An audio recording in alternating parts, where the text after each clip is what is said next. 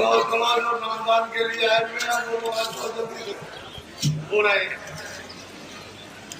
मैं कोई केवल अध्यात्म नहीं, आपके छोटे छोटे घरेलू जो आपके कार्य है उनको भी कर रहा हूं।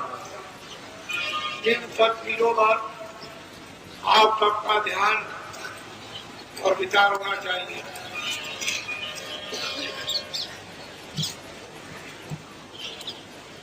आप उसी भूमि पर रहते हो, उसी पर मुसलमान रहते हैं, उसी पर ईसाई रहते हैं और उसी पर सिख रहते हैं। लेकिन जब अपने यहाँ शादी विवाह होने को होता है उस समय मुसलमानों के यहाँ नहीं। जब आपके यहाँ समाप्त हो जाएगा तो मुसलमानों के यहाँ शुरू होगा। आप कहते हो कि हमारे यहाँ शादी की लगन नहीं है और मुसलमान कहते हैं कि हमारे यहाँ शादी की लगन है।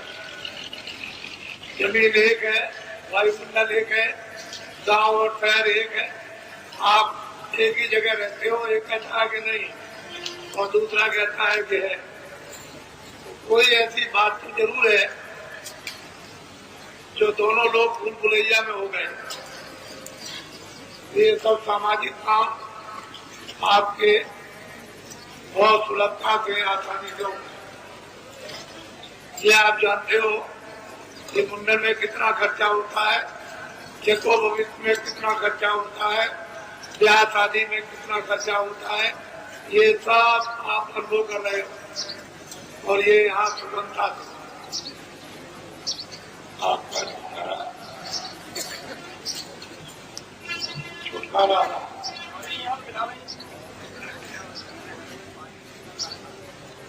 चलो चलो जल्दी से, जिनको नामदान लेना है वो जल्दी से जल्दी आ जाओ। नीचे छूट जाओगे तो फिर रह जाओगे आप।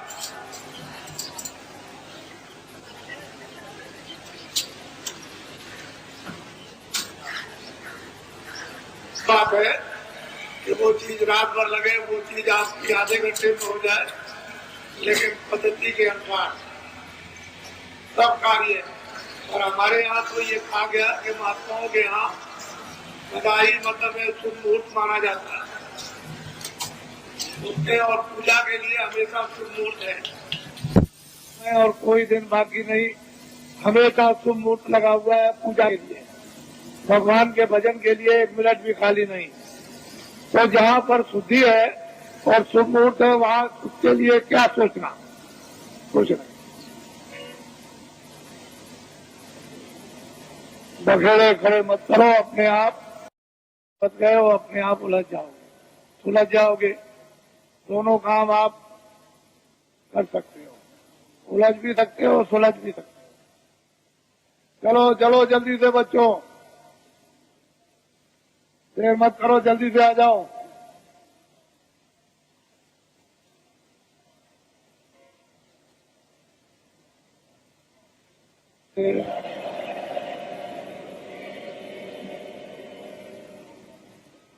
देखो, विशेष करके इस बात का ध्यान रखो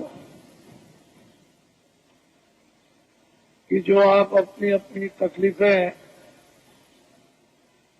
परेशानी, शारीरिक, परिवार की, समाज की या बाहर की, दफ्तर और कचहरियों की जो वर्णन करते हो वो छूना सब जा रहा है और उसका धीरे धीरे निराकरण हो जाएगा। बीमारी तकलीफों में धीरे धीरे आराम, क्योंकि आपने घर में इसको बुलाकर और बसा लिया है। अपनी गलतियों से बीमारियों के आने वाले दरवाजे आपने खोल दिए और जब बीमारियां प्रवेश हो गई तो आपके खून में ये पहुंच गई। देवियों के लिए ये आदेश है कि देवियां जब मासिक का महीना समय आए तो कोई भी देवी स्नान 5 दिन नहीं करेगी। हाथ धो सकती हो, पैर धो सकती हो और कपड़े सुंदरदार बदलो, लेकिन 5 दिनों तक स्नान मत करना, चाहे गर्मी हो, चाहे जाड़ा हो, चाहे बरसात हो। जो भी मिल जाएगा और पुण्य मिल जाएगा, और ऐसी भयंकर बीमारियां होंगी जो निकाले नहीं निकलेंगी। और डॉक्टर के पास और उसके पास दवा होगी तो अपने आप बीमारियों के दरवाजे मत खोलिए। जो पुराने महात्माओं ने, प्राचीन महात्माओं ने जो एक पद्धति आपके निरोगता की डाल रखी है, उसका पालन करो। जो गलती देवियां करेंगी उनको ये परिणाम स्वाभाविक भोगना पड़ेगा। ये घर घर में ये बताया जाता था और देवियां अपनी बच्चियों को ये सब समझा लेती थी। पहले महात्माओं ने बताया, फिर घर घर में जब इसका प्रचार हुआ तो फिर जब समय आता है तो सब शिक्षा घर में मिल जाती है, वो सब छोड़ दी। क्योंकि पढ़ाई लिखाई इतनी ज्यादा उदंड हो गई कि वो किसी चीज पर ध्यान नहीं दिया जाता और सब के सब पढ़े लिखे अनपढ़ शिकार हो गए बीमारी के। हर पुरुष और स्त्री में बीमारी प्रवेश हो गई। अब ये समझ में किसी की आता है कि बीमारी आ कहां से गई, तो कुछ ऐसी आपने यानी बद परहेजियां की हैं जिससे ये परिणाम आपको उठाना पड़ा। ये है छोटी चीजें समझाने के लिए, लेकिन बहुत बड़ी। ये जीवन का रोना है। महात्माओं की बात छोटी सी बड़ी होती है और जीवन का आपका साथी, लेकिन जब आप उसका उल्लंघन करोगे तो जीवन की घातक हो जाएगी। ये सोचने समझने की बात है।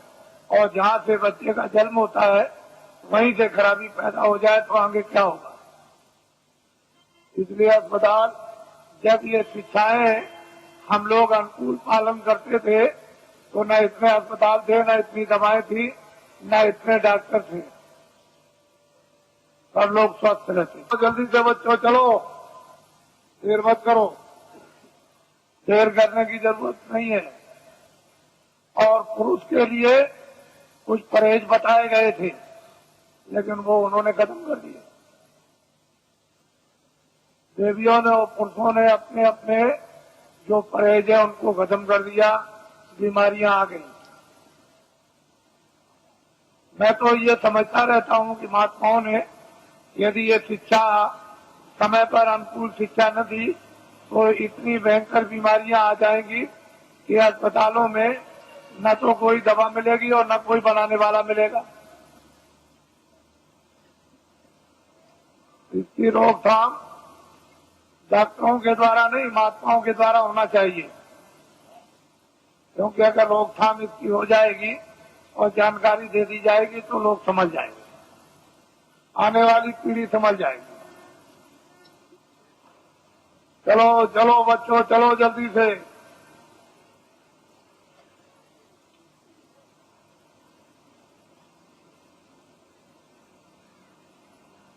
कोर्ट कचहरी में जाते हो इतना ध्यान रखना चाहिए कि रामायण भी है और गीता भी है और भागवत भी है, मंदिर भी है, मस्जिद भी है और गिरजाघर भी है और ग्रंथ साहब भी है। तो कम से कम इतना इखलाक और इतना विचार तो होना चाहिए कि क्या सत्य है, क्या सत्य है, हम कितना इसमें झूठ बना रहे और कितना इसमें सत्य है और कितना हम धोखा दे रहे। थोड़ा बहुत तो विचार कर कम करना चाहिए। क्योंकि भाई आपका ही है, चाचा आपका ही है, भतीजा जो आपके घर में वो आपका ही है, चाहे वो आज अलग हो गया और पड़ोसी आपके ही है। लेकिन जब आप अपनी इतनी कटुता अज्ञानता बरतोगे तो फिर रामायण क्या करेगी, गीता क्या करेगी। इसको आप साक्षी बनाओगे तो लोग भी गया पर लोग भी गया तो थोड़ा कम करो, थोड़ा ढीला करो और दया के स्थान पर पहुंचो। जहाँ कुछ दया मिलेगी उसमें आपको बल मिलेगा, शक्ति मिलेगी, ज्ञान मिलेगा, उसमें हिम्मत आएगी और साथ आएगा। अपने पर और भगवान पर विश्वास करोगे लेकिन जब सब तरह से दुर्बल कमजोर हो जाओगे तो क्या करोगे? थोड़ा सा तो कुछ होना चाहिए। मनुष्य में मनुष्यता के तो अंकुश होना चाहिए। अगर ये बुद्धि के अंकुश मनुष्यता के नहीं रहेंगे, विचार के बहुत मुश्किल होगा। तो आगे जो देखने को आ रहा तीर्थ तो अलग है, मंदिर अलग हो गया, मालगांव कुछ भी इबादत अलग, लेकिन कचहरियों में तीर्थ बन गया। सुबह से आकर के शाम तक तीर्थों की तरह से जमघट रहता है, पता नहीं किस चीज में स्नान कर रहे हो। यह हालत है। उसका परिणाम यह है कि कर्मचारी अधिकारियों को भी मुसीबत, एक मिनट की फुर्सत नहीं, तो वो भी परेशान, तुम भी परेशान, सारा का सारा माहौल परेशान। घर के काम भी गए और वो समय की बर्बादी और धन की बर्बादी अलग, कमाओगे नहीं तो खर्चा कहां से करोगे? तो सब चीजों का एक मूल, एक विचार और उसकी एक दवा जब बन जाएगी और उस दवा का सेवन करोगे तो एक ही दवे से सब आपके शिकार हो जाएंगे। लेकिन वो चीज सब महात्माओं से मिलेगी और जगह नहीं। चलो चलो बच्चों, जल्दी से जो नामदान के लिए आए वो जल्दी आ जाओ।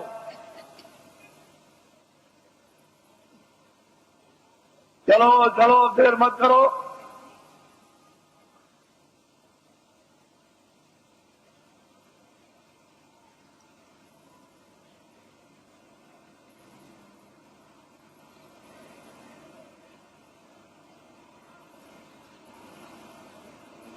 बोलो जय गुरुदेव, जय गुरुदेव,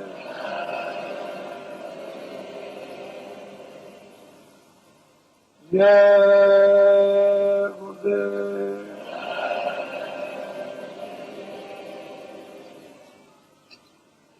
जय गुरुदेव नाम किसका,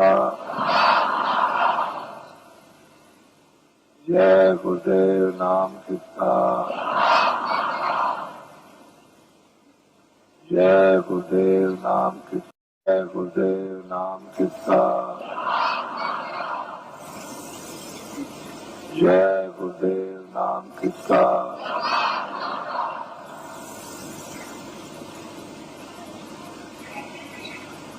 ओम ज्योतिर्गय का संगठन की, ओम ज्योतिर्गय का संगठन की, ओम ज्योतिर्गय का संगठन की।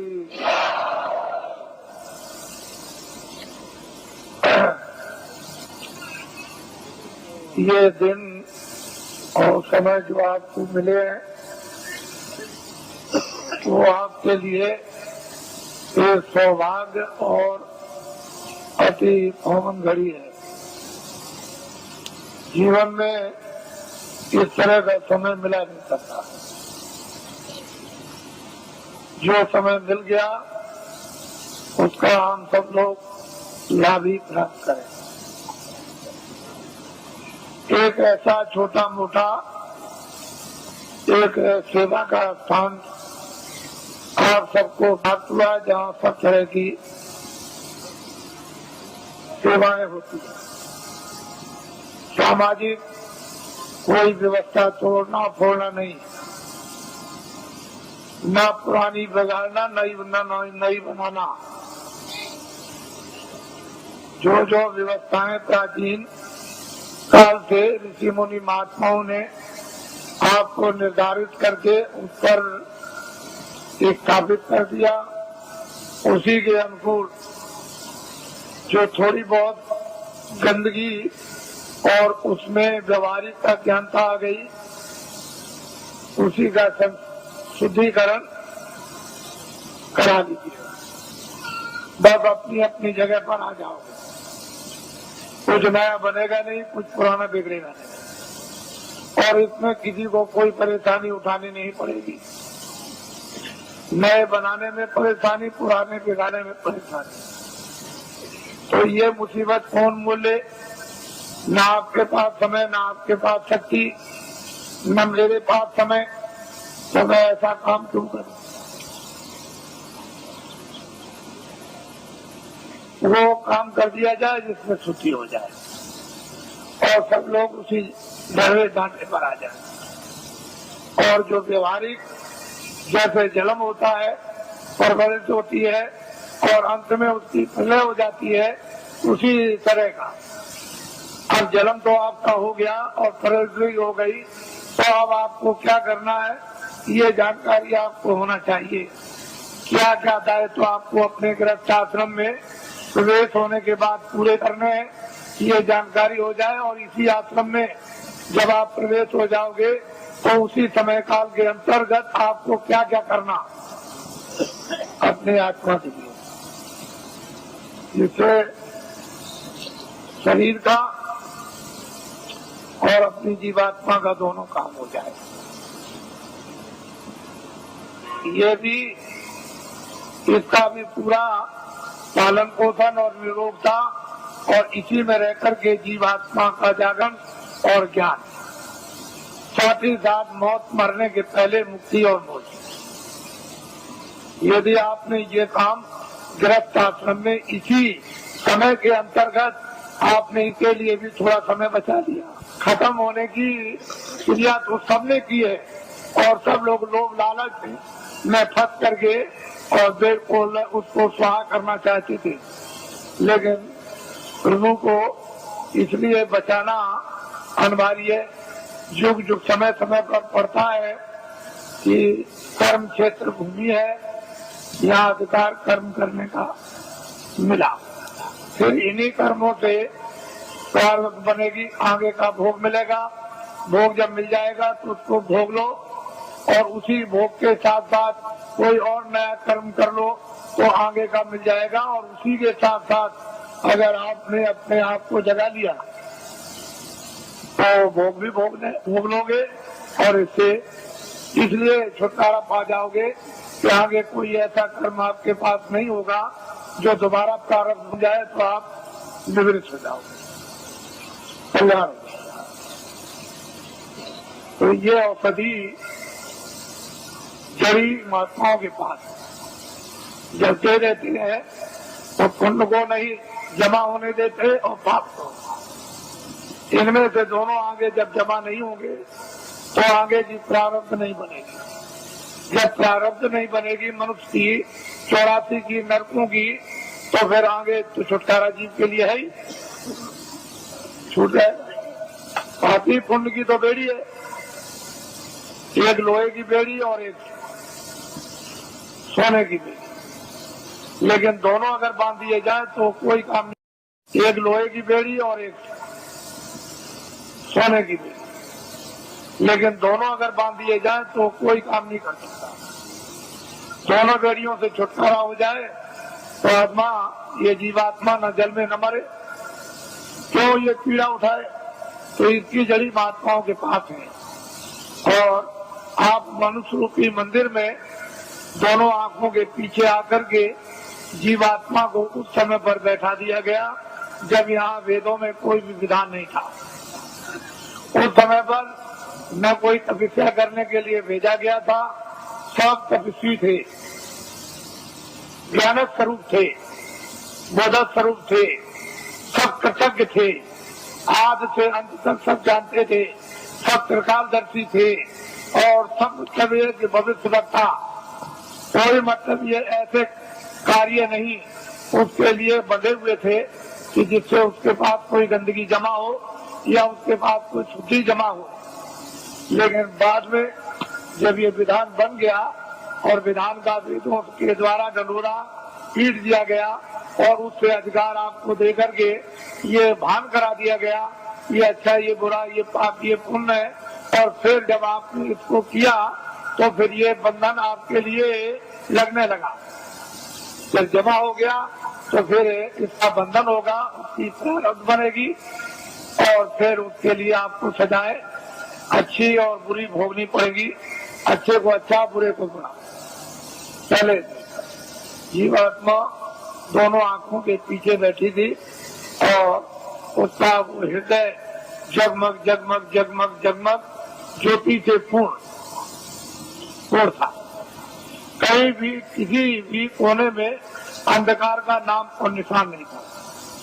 वो तो हर वक्त जगमग जगमग जगमग पूर्ण शक्ति उसमें व्याप्त थी हर मानव में, चाहे वो स्त्री हो चाहे पुरुष हो। पूरी शक्ति थी, पूरा ज्ञान था, पूरा बोध था और वक्तव्य तक कृतज्ञ थे किसी तरह का। तो जब आप अनुसूची मंदिर में बैठे हो और जीवात्मा का हृदय दोनों आंखों के मध्य भाग में, न इधर कंठ में है, न इधर हृदय में है, न इधर नाभि में है, न इंद्रिय द्वार में है और न गुदा चक्र में है। ये जीव का जीवात्मा का हृदय दोनों आंखों के मध्य भाग में। अब यहाँ जो बैठी हुई है तो उधर से जब कर्मों के आवरण में लाकर ढक दी गई, बंद कर दी गई आंख और कान, तो फिर अंधकार ऐसे छा गया जैसे बादल।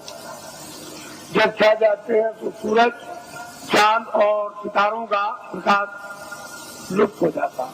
उसका मतलब यह है कि सूरज को, चांद को सितारों ने, बादल को नहीं ढका, वो तो बादलों ने आपकी आंख को ढक लिया, इसलिए दिखाई नहीं देता। अगर बादल को आप साफ कर दो तो सामने आपके सूरज, चांद और सितारे, तो आपकी अंतर जीवात्मा की आंख और जीवात्मा के कान को ढक लिया और सुनना और देखना बंद कर दिया। अगर वो पर्दा बादलों की तरह से हट जाए तो परमात्मा और परमात्मा की सृष्टि सामने आती। जब दिव्य नेत्र ज्ञान चक्षु साधक का जब खुल जाता है और जब कान खुलते हैं और वो देववाणी, ब्रह्मवाणी, वो अनहद वाणी और वो शब्द है और नाम जब प्रकट हो जाता है और कानों को सुनाई देने लगता है तो 24 घंटे एक क्षण भी बंद नहीं होता। हर काम करते रहो, लिखते रहो, पढ़ते रहो, खेती करो, दुकान करो, कुछ भी काम करो, देवियां खाना बनाए, घर का काम करे, बच्चों की सेवा, 24 घंटे सुनाई देता। ऐसा रस, एक रस बरसने लगता और 24 घंटे चेतना है। सोते में भी बरसता, वहाँ भी चेतना है और वो तंद्रा अवस्था में सो लेता है। जैसे ऐसा मालूम हुआ कि न मैं सोया न मैं जगा, ऐसी तंद्रा अवस्था में वो लेट करके अपनी नींद को पूरा कर लेता है। बस इतनी थकावट आती है, वैसे तंद्रा में भी चेतना रहती है। तो ये साधक के लिए कलयुग में उस प्रभु ने और महात्माओं ने दया करके सुलभ कर दिया और ये बताया है कि अब आपको कठिन साधन नहीं करना, कठिन ध्यान नहीं करना है, कठिन योग नहीं करना, कठिन नाम की कमाई नहीं करनी और कठिन प्रभु का स्मरण नहीं करना, सहज करना। और सहज ही से तुम नाम पर सवार हो जाओ। नाम एक रेलगाड़ी, हवाई जहाज है और वो इतनी तेज रफ्तार से आता और जाता है कि इसकी कोई कल्पना लेके जोखे में किसी तरह गणित में नहीं कर सकता। इतनी उसकी तेज रफ्तार है और बिजली का भी, समुद्र की लहरों का भी प्रमाण नहीं दिया सकता, इतनी तेज रफ्तार उसके आने जाने की है। ऐसी चीज निर्धारित अनाज काल उस मालिक ने तैयार कर रखी है। लेकिन अब जब भेद मिल जाए, युक्ति मिल जाए और उस पर जीवात्माओं को सवार कर दिया जाए तो वो चेतन है। वहाँ तेल पानी की जरूरत नहीं, वो तो चेतन है, जड़ नहीं है। तो जड़ को तेल पानी मिले, चेतन ही चेतन है, न तेल पानी, न आगे की जरूरत, न हवा की जरूरत। तो चेतन ही चेतन और जीवात्मा भी चेतन है। तो असल में यह है कि शरीर में एक तो गुदास्ता, दूसरा इंद्रिय, तीसरा नाभि का, चौथा ये हृदय द्वार और पांचवा ये कंठ। जरा ध्यान देना। छठा ये है, ये भृकुटी विलास आज्ञा चक्र, ये जीवात्मा बैठी है। गुड़ा चक्र पर गणेश जी का वास, इंद्र द्वार पर ब्रह्मा और सावित्री का वास, नाभि कमल में विष्णु और लक्ष्मी का वास, और हृदय कमल में शिव और पार्वती का वास, और यहाँ कंठ में जो है वो आद्या महाशक्ति का वास, और यहाँ स्वयं दोनों आंखों के मध्यभाग में जीवात्मा बैठी है। लेकिन इन नीचे के कमलों में ऊपर की छाया है, उस छाया में छाया है, उस जीवात्मा के प्रकाश में उस ऊपर की छाया का यानी कमल के अंदर गणेश जी का दर्शन, ब्रह्मा और सावित्री का, और नाभि कमल में विष्णु और लक्ष्मी का, और हृदय में ब्रह्म शिव और पार्वती का, और कंठ में आद्या महाशक्ति का छाया के रूप में साक्षात्कार होता है। सही रूप नहीं, वो तो उनका रूप तो ऊपर का ही है, लेकिन शरीर में कमलों में छाया करी हुई है, और सूरत के जीवात्मा के प्रकाश में वो छाया दिखाई देती है। तो योगियों ने इस छाया का अनुभव कब किया? जब सतयुग त्रेता और द्वापर, जब शरीर में ताकत थी, अनुकूल साधन थे, गृहस्थ आश्रम परिवार अनुकूल था, खान पान पर पूरा नियंत्रण था, इंद्रियां उस समय पर दमन में थी, तब ये सब चीजें आपके लिए थी। लेकिन ये कलयुग में सब वर्जित कर दिया गया। ना बुरा चक्र का साधन, ना इंद्रिय द्वार का साधन, ना नाभि कमल का साधन, और ना मतलब हृदय का साधन, ना वो कंठ का। अब जीवात्मा जहाँ बैठी है, नीचे के साधन सब छोड़ दीजिए और यही से ऊपर चल देना। अब ऊपर मंजिल 5 और नीचे मंजिल 5, जहाँ जीवात्मा बैठी है दोनों आंखों के मध्यभाग में, ये तो जीवात्मा का शरीर में हृदय है, तो नीचे 5 स्थान और ऊपर 5 स्थान। अब बेचारी नीचे फंसी हुई थी, इसको महात्मा प्रकाश को कमल से समेट कर ले आए और यहाँ एक साथ केंद्रित कर दिया, यानी चिंताओं करके यहाँ खड़ा कर दिया। अब इसको आगे ले चलना, तो सहजल कमल, और इसके बाद में ये ईश्वर का धाम, और फिर ऊपर में दूसरा स्थान ब्रह्म धाम, तीसरा स्थान पार ब्रह्म धाम, और चौथा स्थान महाकाल, और 5वां स्थान जो है वो सत्य। सूरत इस तरह से ऊपर से उतार कर और नीचे ला करके डाल दी गई, दोनों आंखों के पीछे बैठाकर, और नीचे उतार दी गई जड़ता में। अब इसको होती नहीं, कब इसकी चेतनता बरामद होगी? ये बिना महापुरुषों के कोई काम ये कर ही नहीं सकता, और आपके कितने जीवन ऐसे चले बर्बाद हो गए। इसलिए आपको किसी को ऊपर का आघात नहीं होगा। ऊपर क्या होगा? जहाँ जीवात्मा बैठी है मध्य भाग में ऊपर किसी में वो दिव्य तीर, उसमें क्या रहा है ये आपको कुछ पता नहीं। लेकिन जब साधक, जब प्यास लगती है, भूख लगती है, पिता जागती है, सब होती है, रोता भी है और जीता है, प्रार्थना भी करता है, जब वेद मिल जाता है तो श्रवण भी करता और ध्यान भी करता है, तो मैं करता है और संसार से जीतता है, अपने काम से जीतता है। तो जब कुछ ही दिनों में, महीनों में उसका काम बनना शुरू हो जाए, क्योंकि महापुरुषों की जब दया समाधि और सहयोग जब उसको मिलने लगेगा जल्दी काम हो जाएगा, फिर देर नहीं लगेगी। इसलिए महापुरुषों की दया और उनका सहयोग, उनकी शक्ति का अवश्य ही लेना पड़ेगा, क्योंकि अपने पास तो कुछ है नहीं। जब उनसे कुछ लेंगे तभी काम होगा, बगैर उसके नहीं होगा। तो मैं ये काम तो मामूली समझता हूँ, इस काम को तो कुछ नहीं समझता, बस केवल इतना ही है कि आप खड़े भर हो जाओ तो ये काम कुछ नहीं। ये भौतिक काम, सांसारिक काम, गृहस्थी का काम, खेती का काम, दुकान का काम और दफ्तरों का काम, ये काम कुछ नहीं है। इसको तो आप करो निमित्त मात्र, इस पर भी एक पैर रखो, उस पर भी।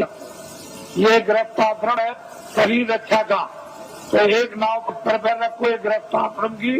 ये बाल बच्चों के पालन पोषण और परिवार और समाज इसकी सेवा के लिए एक नौका ये, और एक ये नौका है जीवात्मा को पार होने की, ये नौका है शरीर रक्षा की। तो जब महात्मा मिल जाए तो धीरे से दोनों पर पैर रखवा देते हैं, इस पर भी जमाए रहो, इस पर भी जमाए रहो, और दोनों का बैलेंस अभी बराबर रखो। अभी तो आपका एक पर है, एक ही पर है। उन्होंने कहा नहीं, ये देखो नाव है परमार्थ की, इस पर भी रख लो, ये स्वार्थ की नाव है, इस पर भी रखे रहो।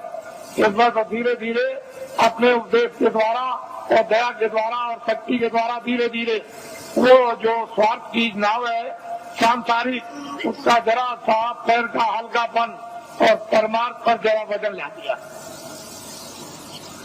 आपकी स्वाभाविक देना होने लगी, इच्छा इन्हें इच्छा नहीं अरुचि होने लगी, तो धीरे धीरे धीरे धीरे उस पर जमा होने लगा। शरीर की ताकत का एक पर जमा हो। अब वो इस तरह का आपका हो जाएगा कि इस पर तो जमा हो गया और ये निमित्त मात्र रह गई। तो जब तक रहो तब तक ये निमित्त मात्र बस लीजिए, तो ये अंदर में उस पर जमाव कर लो और ये तुम्हारा इसको बिगाड़ना नहीं। तो इसलिए हमने तो कोई ऐसा काम रखा नहीं है कि आपको गृहस्थ आश्रम का कोई काम बंद करना है। अपने करो, खाना खाओ, खेती करो, दुकान करो, दफ्तर करो, बच्चों की सेवा करो, आए गए का सत्कार करो, और जो भी रस्म रवाज उसको भी करो, ये सब करो। हमने सब प्रकार रखे, किसी काम को बंद नहीं किया। और ये है परमात्मा। यहाँ बैठ करके आप इधर से अपने ध्यान को हटा दो, थोड़ा खेती से, दफ्तर से, दुकान से, बच्चों से, इनसे उनसे थोड़ा 2 मिनट, 5 मिनट, 10 मिनट के लिए यहाँ ला करके मन को, बुद्धि को, चित्त को यानी जीवात्मा के साथ में इसको लगाकर और थोड़ा सा सहयोग सब इतने में काम, कुछ नहीं बिगड़ेगा, संसार बिल्कुल नहीं बिगड़ेगा। और परमात्मा जैसे आप यहाँ से दरवाजा खोल करके चल पड़े, बस चलने वाली बात। अगर एक कदम भी बढ़ गया तो फिर रुकने वाला नहीं, दूसरा कदम जरूर उठ जाएगा। तो चाली इस तरह की है जीवात्मा की कि जैसे ही एक कदम बढ़ा वह दूसरा परमात्मा। तो इसलिए आपको ये भेद है, अभी कुछ नहीं मालूम कि ऊपर क्या है नीचे क्या है, ये कुछ नहीं है। साधक लोग क्या देखते हैं, क्या पाते हैं, क्या अनुभव करते हैं, क्या आनंद और शक्ति उनको मिलती है, अब ये तो बताने का आपको आदेश नहीं है। वैसे तो ये बता सकते हैं, लेकिन मैं ये नहीं चाहता हूँ कि आपको बताकर साधकों का नुकसान हो जाए। साधक अपनी चीज भी रखे और आपको कुछ समझा बुझा भी दें, इनका कोई नुकसान ना हो, आपका फायदा हो जाए। असल में चीज यह है कि गोपनीय राज ये साधक नहीं बताते, न बताएंगे तो इनसे तो कुछ आपको मिलेगा नहीं। लेकिन जब घेर घार करके जहाँ ले आएंगे तो फिर यहाँ सब कुछ आपको मिल जाएगा। बस ये समझ लो कि आपके पक्के साथी है, ऐसा मत समझो ये किसी बुराई की तरफ ये ध्यान नहीं देते हैं, ये अच्छाई की तरफ ध्यान देते हैं। इनका लक्ष्य है कि बुराई छूट जाए और अच्छाई में प्रवेश हो जाए। वैसे तो बुराई को बुराई आप भी घर में मानते हो, उससे आप भी दुखित हो जाते हो कि ये बुरा है। तो दूसरा अगर आपको ये कह दे कि ये बुरा है तो वो जानता है इसलिए कहता बुरा, आप जानते हो तो आप कहते हो बुरा। तो बुराई है और अच्छाई अच्छाई, इसलिए बुराई की तरफ ध्यान नहीं देते। ये तो चाहते हैं कि बुराई हट जाएगी, अच्छाई आएगी, ये लगता है। तो ये पक्के आपके साथी यानी दोस्त सहयोगी, इनको अपना समझना चाहिए और असली जगह पर पहुंचा दे। इससे बड़ा परोपकारी कौन हो सकता है। तो ये सब चीजें सामाजिक यानी दोस्त सहयोगी, इनको अपना समझना चाहिए और असली जगह पर पहुंचा दे, इससे बड़ा परोपकारी कौन हो सकता है। तो ये सब चीजें सामाजिक लेकर के चली जा रही है, इनसे अलग थलग आपको नहीं किया जा रहा। तो मैं आपकी जो व्यवस्था योजना है उसको पूरा बना करके तैयार कर चुका हूँ, और बस यह है कि जैसे ही अपनी जगह पर आप खड़े हो गए वैसे ही योजना आपके सामने रख दी जाएगी। और जब वो चक्र यू योजना के अंतर्गत जब आप प्रवेश हो जाओगे तो सारा का सारा गुण उसका ज्ञान और राज आपको समझ जाए, फिर उसके लिए कोई किसी को परेशानी नहीं होगी। अब यह है कि न जानने के कारण तो सारा संसारी सून है, गृहस्थाश्रम बेकार है, काम बेकार है, और जान लिया तो गृहस्थाश्रम अपनी जगह, काम भी अपनी जगह हो जाए। तो हमने जो आपको बताया, क्योंकि आपको अभी आदेश दूंगा, आपको अभी आपको मतलब ये जाना है, तो भूमि जोतक हितैषी काश्तकारों का तो देश में अभियान चल रहा, साथ ही साथ कर्मचारी अधिकारियों का कार्यक्रम चल रहा, साथ ही साथ में सेठ साहूकार दुकानदार और दो पतियों का भी कार्यक्रम इसी के साथ साथ चल रहा, और साथ ही साथ यानी छात्रों का भी कार्यक्रम चल रहा। मैं तो ये समझता हूँ कि इसमें सब आ जाएंगे, छात्रों में सबके छात्र आ गए, दुकानदारों में सब जातियों के दुकानदार और सेठ साहूकार उद्योगपति आ गए, और कर्मचारियों में सब दफ्तरों के यानी कर्मचारी सभी जातियों के आ गए, और भूमि जोतक हितैषी काश्तकारों में सब कौमों के भूमि जोतक और हितैषी काश्तकार आ गए। तो चारी जातियों का बंटवारा कर लीजिए। मैं ध्यान दे जाता हूँ कि जरा इनके बारे में भी सोचा जाए। तो मैं सोचता हूँ कि कितना इनको वेतन मिलता होगा, तो इतना वेतन मिलता होगा इनको, इसमें कितना कट जाता है वो भी मैं जानता हूँ कि इनकम टैक्स कितना कटता है, और फिर इनका बीमा और ये वो योजनाओं में कितना चला जाता होगा, तो इनके हाथ में कितना बचता है वो मुझे सब मालूम, उससे पूरा नहीं, बिल्कुल पूरा नहीं। जजों का सुप्रीम कोर्ट के पूरा नहीं, हाई कोर्ट के पूरा नहीं, डिस्ट्रिक्टों का पूरा नहीं, डीएम का पूरा नहीं, एसपी का पूरा नहीं, और इनका पूरा नहीं, और उनका पूरा नहीं, तो छोटे कर्मचारियों का उनका तो बिल्कुल ही पूरा, क्योंकि महंगाई तो सब पर समान है और टैक्स भी सब पर समान है। तो असली बात यह है कि जो सरकार, जो राजा अपने मजदूरों पर टैक्स लगा दे, व्यवसाय कर, वो सबसे गिरा हुआ राजा, उससे गिरा हुआ कोई नहीं हो सकता। उसका ज्ञान खो गया, उसकी कला कौशल खो गई, और उसकी योजना खत्म हो गई। जो राजा अपने मजदूरों पर व्यवसाय कर लगा दे, अरे कर्मचारी अधिकारी जो बेचारे काम करते हैं, ये कौन है? मजदूर 15 दिन 14 दिन की छुट्टी ले ले, और छुट्टी साल की खत्म हो जाए, डॉक्टरी भी बीमारी की छुट्टी खत्म हो जाए, तो जब ये छुट्टी लेते हैं तो इनकी मजदूरी कट जाती है, यानी पे कट जाती है। तो ये सब लोग मजदूरी के लेके जोखिम में आते हैं। व्यवसाय का मतलब यह है कि 10 रुपए घाटा और 1 लाख रुपए मुनाफा, ये है व्यवसाय, ये है मजदूरी। व्यवसाय अलग है, मजदूरी अलग है। तो ये कह करके अगर लगा दिया जाए कर्मचारी अधिकारियों पर कि ये है व्यवसाय कर, तो ये मर जाएगी। तो मैं कभी कभी उन लोगों की तरफ ध्यान ले जाता हूँ जहाँ पर 20 साल और 25 साल और मतलब सजाए मौत देते, और उनका उस वेतन में जब खर्चा नहीं पूरा होता है तो उनके घर में बच्चे और बच्चियां, तो जज है 10 लाख दो, 20 लाख दो, ये सामान दो, ये सामान दो, खर्चा तो पूरा नहीं पड़ता, तो चिंता सवार रहती। और जब जिसको घर की चिंता सवार बच्चे बच्ची की होगी तो न्यायालय में बैठ करके, यानी मतलब ये स्वच्छ है, यानी निर्बल बुद्धि से कैसे न्याय कर सकेंगे। क्योंकि वो परेशानी चिंता में गिरे हुए। तो मैं कभी कभी ये बात सोचा करता हूँ कि जब उनका रिटायरमेंट आ जाता है और वो रिटायर हो जाते हैं और उससे वेतन जो उनको पेंशन मिलेगी उसमें पूरा नहीं पड़ता, तो फिर ये क्या करते हैं, किसी फैक्ट्री में अगर जगह नहीं किसी फैक्ट्री में मिली और किसी जगह फिर साहूकार के यहाँ नहीं मिली तो फिर न्यायालय में आते हैं और वकील की हैसियत से फिर काम करना शुरू कर देते हैं, तो कटघरे में खड़े होते हैं। और फिर इस तरह से वही जज जो हाईकोर्ट के थे या सुप्रीम कोर्ट के थे खड़े होकर कटघरे में मौकिल की तरफ से फिर सलाम करते हैं। तो ये राष्ट्र के संविधान का प्रजातंत्र के पूर्ण रूप से अपमान, पूर्ण रूप से अपमान।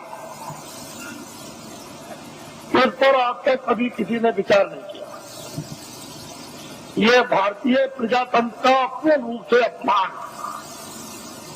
ऐसे बड़े बड़े पदों की आपको मतलब यह है कि पूरी देखभाल रखना चाहिए कि ऐसे बड़े बड़े पद हैं और फिर आकर के कोई व्यक्ति निम्न श्रेणी पर आकर के कटघरे में गिर जाए और फिर सलाम करें, ये भारत के लिए शोभा। तो मेरे पास इसकी भी योजना है, इसको आप ध्यान में रखिए और ये कभी न कभी लागू हो जाएगी। पूरी योजना है, कभी लागू हो जाएगी।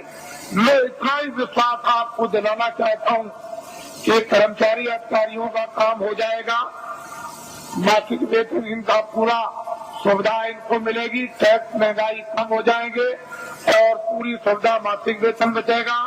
छात्रों को काम नौकरी बिना ढूंढे हुए मिलेगी और भूमि जोतकों का सारा 40 सालों का सरकारी कर्जा में ब्याज के माफ हो जाएगा और सेठ साहूकारों का काला धन सब 100 वर्षों के लिए सफेद करवा दिया जाएगा। कोई जुल्म और कोई टैक्स नहीं लगेगा, एक नए पैसे का, और सब लाइसेंस खत्म करवा दिए जाएंगे। आपको ये धन कहाँ से आएगा? मैं इतना ही आपको बताऊंगा कि भारत में धन की कोई कमी नहीं रहेगी। और आपको क्या चाहिए? धन की कोई कमी नहीं। आप लोग बाइज्जत बदस्तूर सम्मान के साथ खेती करो, दुकान करो, दफ्तर का काम करो, क्यों ये सब जगह झंझट में फंसते हो? धन की कोई कमी नहीं रहेगी। लेकिन वर्तमान में अंधेरा, उजाला, ये सब चीजें जो ये सूक्ष्म संकेत में आपको दी जा रही, इसके साथ बहुत गहरा मसाला है। या गहरा भंडार का हो या गहरा ज्ञान का हो, कोई ऐसी चीज है जो वास्तव में, और समय आने पर सब इस पर आकर के सब से सब एकदम खड़े हो जाएंगे, अपने काम में लगे रहो। देखो ईश्वर का चमत्कार, अरे खुदा की खुदाइयत का करिश्मा, जब देखो उसका इंतजार तो करना ही पड़ेगा। आप थोड़ा बहुत इंतजार नहीं करोगे तो आपको जस और नाम और कीर्ति तो आपको कैसे मिलेगी? फिर उसमें आप भागीदार कैसे बनोगे? तो इंतजार तो थोड़ा करना है। परिवर्तन का जब इतिहास बनता है तो इंतजार के साथ इतिहास बनता है। वैसे तो रावण मार दिया जाता, मरवा दिया जाता, महाभारत कहीं भी किसी कोने में बैठ के करवा दिया जाता, लेकिन मतलब है कि इंतजारी के साथ इतिहास नहीं बनता, इसके साथ इतिहास बनता। वैसे तो रावण मार दिया जाता, मरवा दिया जाता, महाभारत कहीं भी किसी कोने में बैठ के करवा दिया जाता, लेकिन मतलब है कि इंतजारी के साथ इतिहास नहीं बनता। इतिहास तब बनता है इंतजारी के साथ, काम के साथ। काम जो है वो इंतजारी है और कोई काम नहीं। तो मैं नामदान दूंगा आपको, क्योंकि ये भी इच्छा लेकर आए हैं कि चलो आज जल्दी पहुंचे। कल ही आ गए थे, समय ज्यादा हो गया था, तो कल मैं नामदान रात को नहीं दे सका, इसलिए क्या ये काम रात को करने थे, तो अब आप नामदान विधवा दे दीजिए और ये संकल्प लेकर के यहाँ से जाइए कि चाहे मुझे 1 मिनट देना हो चाहे 2 मिनट। वैसे तो मैं आपसे 1 घंटे 24 घंटों में मांगता हूँ, कि 1 घंटे आप 24 घंटे में रिजर्व कर लो अपना सबके सब, और उसमें 2 मिनट शाम को, 2 मिनट दोपहर को, 5 मिनट इसका और 5 मिनट अब, और जब भी आपको समय मिल जाए तो पूरे सब दिन भर के मिनट मिलाकर 1 घंटा जोड़ लो, 23 घंटे सबका। घर के गृहस्थी के सोना ये वो सब ये आप इसमें लगा दीजिए। 1 घंटे में ये काम, और आप भगवान का आत्म जागृति का और भजन, और 23 घंटे अभी से और सप्ताह आपको करना।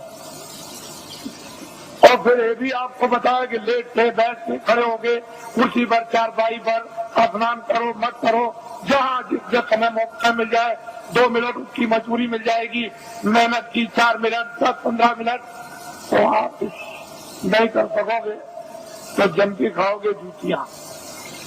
जम की जूतियों में इतने कांटे हैं, इतने तीखे उसकी धारा है, काटने की जूतियां जब पड़ती है, बड़े बड़े बादशाह चक्रवर्ती वहाँ आज भी पीटे जा रहे हैं, आपको देखा ऐसी जम की जूतियां है, तो किसी को छोड़ता नहीं।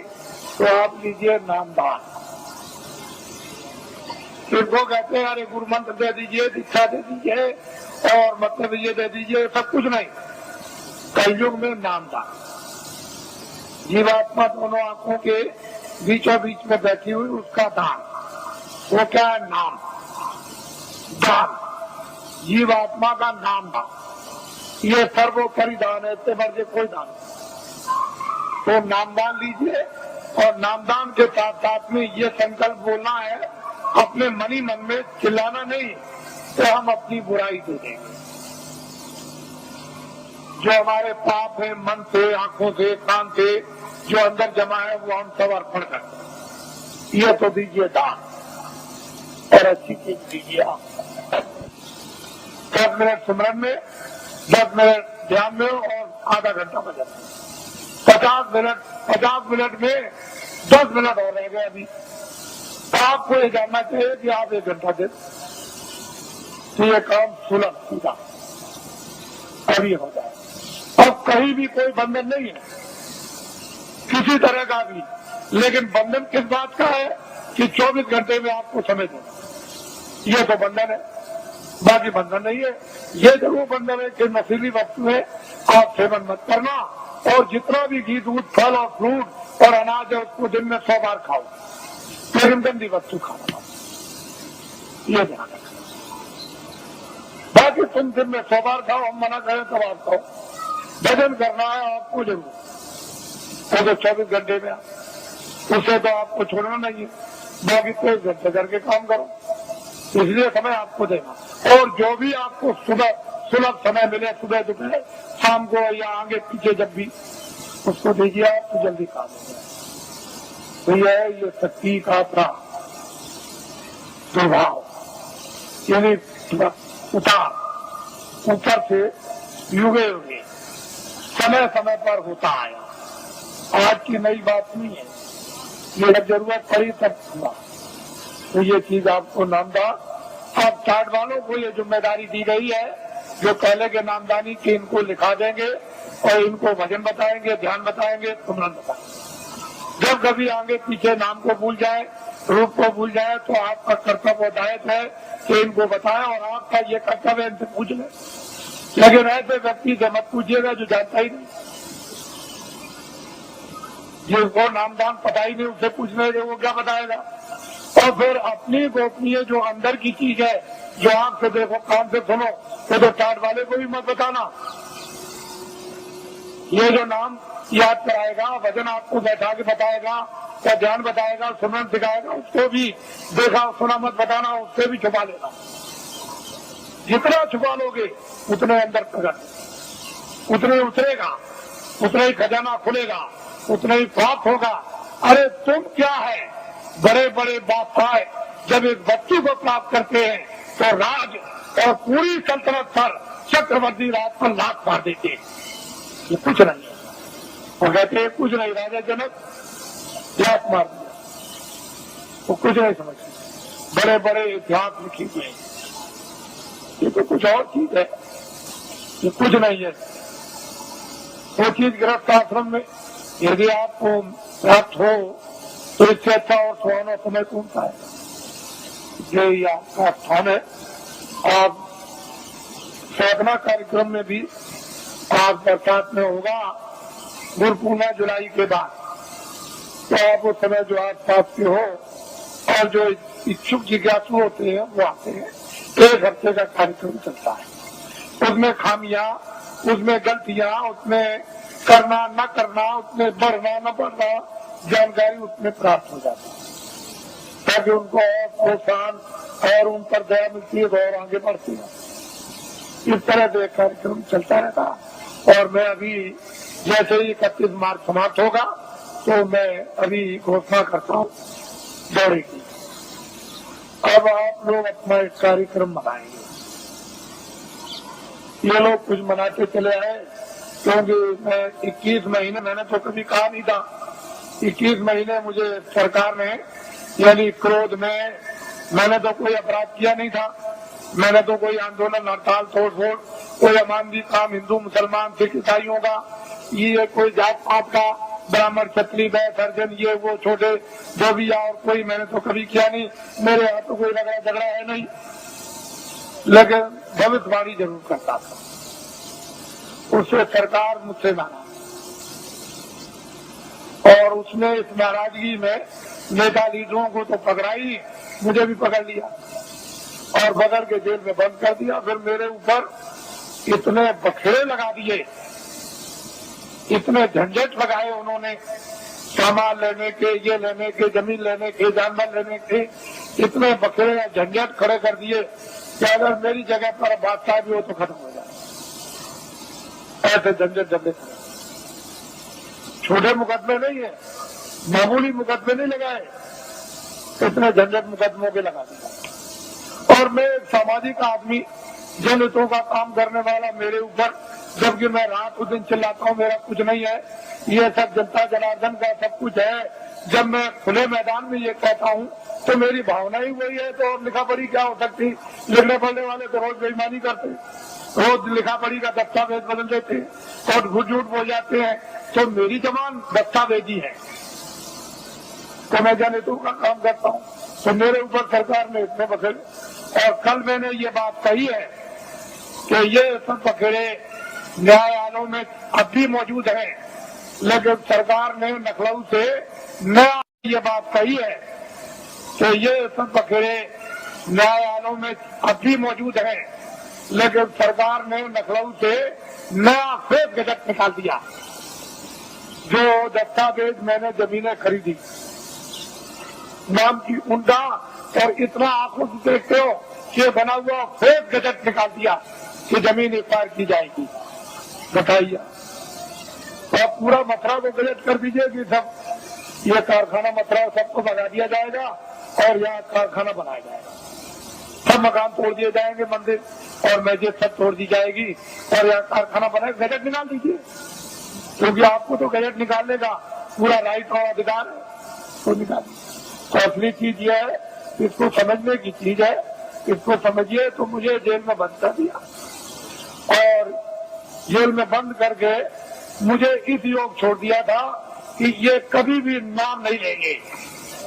लेकिन मैं तो ईश्वर विश्वासी आदमी, मेरे पास ऐसे थे साहूकार भेजे गए कि तुम हवाई जहाज ले लो, एक ले लो, ये जमीन क्या है, तुमको हजारों एकड़ तुमको जमीन दे दी जाए, एरोड्रम बनवा दिया जाए। मेरे पास बड़े बड़े सेठ आए और उन्होंने कहा कि हम सबको सेवा करने को तैयार हैं, हमें क्या करेंगे। कह लगे जो आप जितना चाहे धन हम खर्च कर देंगे। तो मैंने कहा एक काम कीजिए कि अयोध्या में, मथुरा में और यहाँ और हरिद्वार में और नासिक में लूले लंगड़े अंधे बहरे ये तमाम रहते हैं बेचारे गरीब, जिनके पास कपड़ा और खाना नहीं है, तो मैं बताऊंगा कि कंबल, अनाज और रोटियां और ये दवाएं ये सब तुम खेत में ला दो और चलो मेरे सामने बांटो। कह लगे ये काम नहीं हो सकता,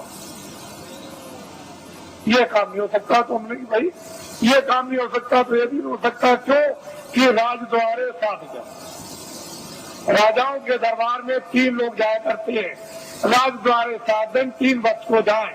साधु जो है 3 चीज हो जाते हैं, के मान, के माया, के मीठा गीता। यह मीठा के लिए, मान के लिए, धन के लिए। तो इनमें से तीनों चीजें हमको कुछ नहीं चाहिए। न मीठा चाहिए, न मान चाहिए और न माया चाहिए। अब बोलिए अब आप क्या चाहिए? पहले वे तब करिए। तो मुझे लालच दी गई। मेरी जगह पर अगर कोई आदमी होता और तो बिल्कुल सराबोर हो जाता, लेकिन मैं तो एक सिद्धांतवादी, छोटा मोटा आदमी, एक सेवक। मैं तो भगवान में विश्वास करने वाला। मैं तो जानता हूँ कि जब ये किराए का मकान है, ये किराए का मकान है, तो क्या तुम संतुलन लेकर, मकान लेकर क्या मैं ये जमीन लेकर जाऊंगा? अरे जो काम कर रहा हूँ मानवता का और आत्मा का, जो हो जाएगा उसे मुझे कोई खरीद नहीं। कोई हिंदुस्तान में माई का लाल ये पैदा नहीं हुआ जो अपने धन से बाबा जी को खरीद ले। तुम कभी ये धोखा मत खाना। बाबा जी चाहे तुम्हारे आदेश से आश्रम छोड़ करके चले जाएं, जो दलितों का है, लेकिन हिंदुस्तान में मुझे अपने पैसे से कोई खरीद नहीं सकता। इसको आप हमेशा ध्यान में रखिए। बाकी मैं सबकी सेवा करता हूँ, सबके लिए कल्पना और प्रार्थना भगवान से सबके भलाई के लिए करता रहता हूँ। कोई भी हो जनमानव, इसमें हिंदू मुसलमान की क्या बात, वो तो मैं करता ही रहूंगा। लेकिन कोई अगर चाहे कि भाई इस तरह से मैं खरीद लूं तो खरीद लूं। ये मैंने इसलिए कि ये लोग इसका एक उत्सव मनाते हैं। आज 23 जनवरी है, ये 23 मार्च को मुझे जेल से, दिल्ली जेल से छोड़ा गया। तो वैसे तो कागज पर तो कहीं नहीं मिलता है कि बाबा जी ने बेड़ियां पहनी है, लेकिन बाबा जी को जेल में डकैत और चोरों कचरियों की तरह से बेड़ियां पहना दी। जब मैं बंगलौर में भेजा गया तो वहाँ पूछा वहाँ के आईजी से और सुपरिंटेंडेंट से कि भाई हमको क्यों बेड़ियां पहनाई? तो उन्होंने खुद आकर के कहा कि कागज पर तो आपका कुछ नहीं है बेड़ियों के संबंध में, क्या वहाँ की उत्तर प्रदेश की सरकार आपसे बहुत नाराज है? हमने कहा अब आप समझ लीजिए नाराज इसलिए तो कि किसी तरह से हमारे बस में आ जाए। और बड़े बड़े अधिकारियों को भेजा जेल में। अरे भाई क्या करते हो, ये क्या है? जब 23 जनवरी को छोड़ दिया तो मुझे इस हालत में छोड़ा था कि बाबा जी मैं तो अपना धर्म उपदेश करेंगे, न कर्म उपदेश करेंगे, न बाहर जाएंगे और भाग जाएंगे, अब दोबारा नाम नहीं लेंगे। लेकिन अब तो मैंने इतना जनमत तैयार कर दिया कि किसी राजनीतिक पास और किसी धार्मिक के पास इतना जनमत देश में है ही नहीं, इतना जनमत नहीं है। जब मैं जेल के अंदर था और उस समय पर आपने कुछ समय के बाद जब अभियान छेड़ दिया था कि जेल भरो आंदोलन और 20, 25, 30 हजार आदमी चले गए जेलों में, और वो देवियां जो अपने बच्चों को यानी आज पैदा किया बच्चे को उठा के और शोर से चली गई जेल में, और वो बेचारी जो बच्चा पैदा होने वाला जो आज ही कल में जेल में चली गई और बच्चा जेल में हुआ, अगर स्त्रियां अपने एक दिन के बच्चे को उठा के जेल में जा सकती है और वो देवियां जो कल बच्चा जेल में पैदा होगा वो जेल में जा सकती है, तो अब तो बहुत दूर गाड़ी हो गई। अब तो इनको अगर आदेश मिल जाए तो क्या कर देंगे? आपको तो अभी कुछ पता नहीं, मालूम नहीं। तो अब बहुत दूर चला गया मामला, अब कुछ और बात हो गई। अब वो बात नहीं है, अब तो सारा ही माहौल यानी परिवर्तित होने वाला है, अभी आपको क्या पता। इसलिए ये लोग मनाते हैं तो मैं तो रहूंगा नहीं, मैं तो उधर कमरे में चला जाऊंगा और ये लोग कुछ अपना मना के अभी समाप्त करते हैं।